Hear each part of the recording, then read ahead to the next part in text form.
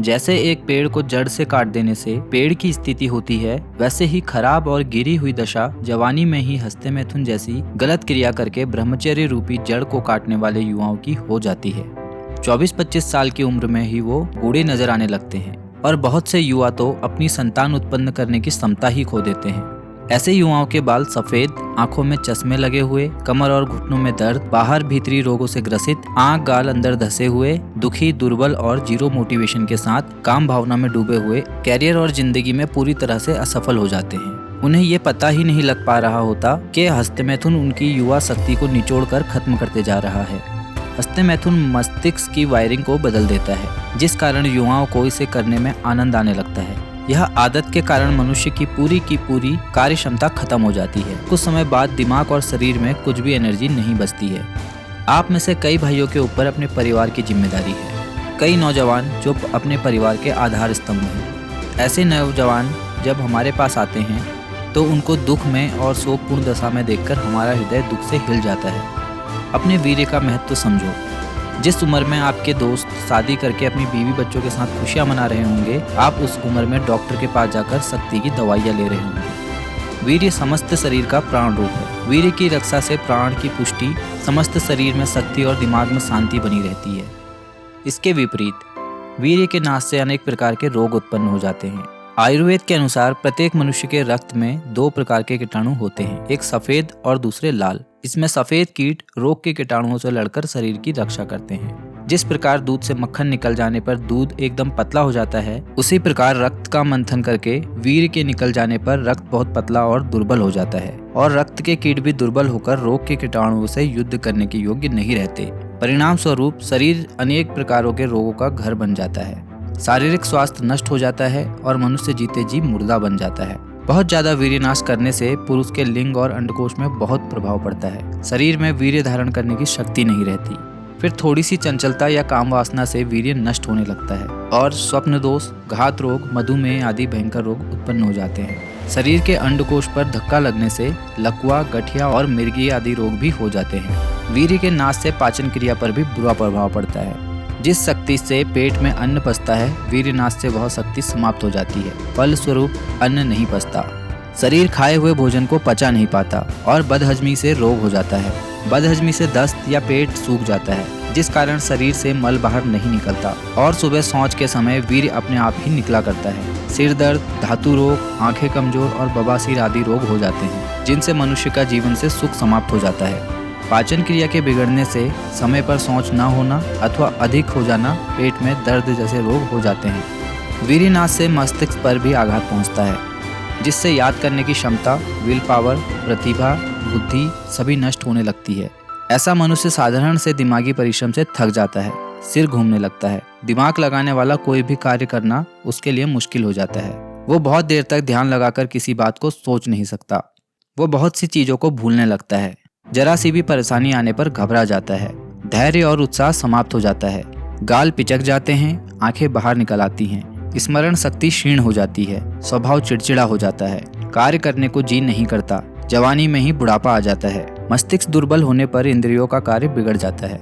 आंखों के देखने की शक्ति और कानों के सुनने की शक्ति खत्म होने लगती है। ऐसे युवाओं की पहले तो संतान नहीं हो पाती और अगर होती भी है तो बहुत निर्बल होती है। यह सब कुछ वीर्यनाश का ही फल है।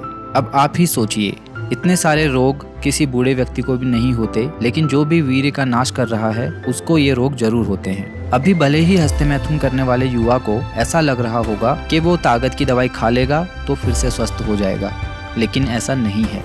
इन रोग से एक बार ग्रसित होने के बाद दोबारा से स्वस्थ हो पाना बहुत मुश्किल होता है। बड़े बड़े कामी और वीर्यनाशी धनवान व्यक्ति भी अपनी बीमारियों से आराम नहीं पा सके, तो आप और हम तो सामान्य मनुष्य हैं। इन सभी रोगों का एक ही इलाज है, ब्रह्मचर्य पालन। ब्रह्मचर्य पालन से शरीर में बल, तेज, ओज और उत्साह की वृद्धि होती है। गर्मी, सर्दी व भूख प्यास को सहन करने की शक्ति आती है। शरीर में चेतना और स्फूर्ति आती है। शरीर की रोग प्रतिरोधक शक्ति बढ़ती है। शरीर प्रसन्न रहता है, आयु बढ़ती है और वृद्धावस्था जल्दी नहीं आती। याद करने की शक्ति बढ़ती है तथा बुद्धि तेज हो जाती है। संतान निरोग और बलवान होती है। इसके विपरीत ब्रह्मचर्य के नाश से मनुष्य अनेक प्रकार की बीमारियों में फंस जाता है। शरीर जर्जर और खोखला हो जाता है। जिस भी युवा को जीवन में सफल होना है, ऐसे युवा को ब्रह्मचर्य का पालन करना चाहिए। क्योंकि ब्रह्मचर्य ही जीवन और वीरनाश की मृत्यु है।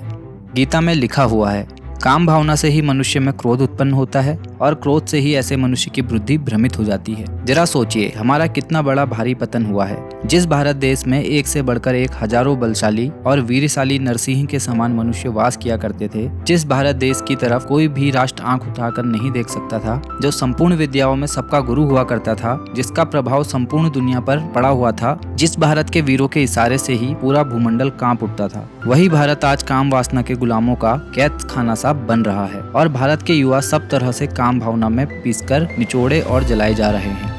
भाइयों, हमको अब वीरनाश को त्याग कर तुरंत उठ खड़ा होना चाहिए। इसी में हमारी भलाई है। यदि हम समय से नहीं जागे तो हमारा चिन्ह तक मिट जाने की संभावना है। इसलिए मेरे भाई अब सावधान हो जाइए। आंखें खोलकर अपनी उम्र के अन्य युवाओं को देखिए जो प्रगति की राह में है, कैसे वो ईश्वर द्वारा बताए राह में चल रहे हैं और जीवन में खुश हैं। एक बार फिर से अपना पूर्व वैभव प्राप्त करने के लिए बिना कोई चिंता किए अनुशासन के साथ ब्रह्मचर्य पालन करके अपना पुनः उद्धार कर लीजिए। अपनी नष्ट की हुई शक्तियों को दोबारा प्राप्त कर लीजिए। ब्रह्मचर्य के द्वारा हमारा उद्धार होना संभव है, अन्य सभी उपाय बेकार के हैं।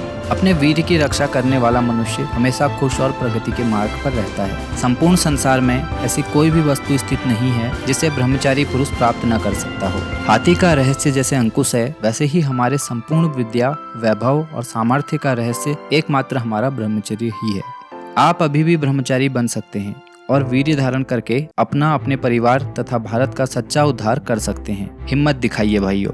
ब्रह्मचर्य पालन करते हुए हो सकता है शुरुआत में आपको परेशानियां आ सकती हैं, आपको स्वप्न दोष भी हो सकता है, किंतु कुछ समय के अभ्यास के बाद आप अपने गलत विचारों और काम भावना को हमेशा के लिए दबा देंगे। मेरे भाई, अब खुद को कष्ट देना बंद करो और नींद को छोड़ दो। अभी तक आप बहुत कुछ खो चुके हैं और अब आगे मत खोइए और खड़े होकर निश्चय के साथ अपने पैर शेर के समान उन्नति की ओर निर्भयता से बढ़ाओ। आपकी अवश्य विजय होगी। हम आपको विश्वास दिलाना चाहते हैं कि ब्रह्मचर्य पालन से आपके सारे रोग और दुख कुछ समय बाद ही समाप्त हो जाएंगे, किंतु ब्रह्मचर्य पालन करने के लिए आप बस एक कदम तो बढ़ाइए, आपकी विजय निश्चित है। वीरनाश के दुष्परिणामों से लड़ने में आपकी मदद करने के लिए हमने वीर्य स्तंभन रसायन का गिव अवे रखा हुआ है। इस महान औषधि के बारे में आप हमारी वेबसाइट monkwords.com पर पढ़ सकते हैं। इस गिव अवे में पार्टिसिपेट करने के लिए आपको वीडियो को लाइक करना होगा और कमेंट सेक्शन में बताना होगा कि आपको ब्रह्मचर्य पालन में कौन कौन से फायदे देखने को मिले हैं। किन्हीं 5 सब्सक्राइबर्स को हम वीर स्तंभन रसायन औषधि देंगे। अगर आपको यह वीडियो से कुछ सीखने को मिला हो तो चैनल को सब्सक्राइब जरूर कीजिएगा।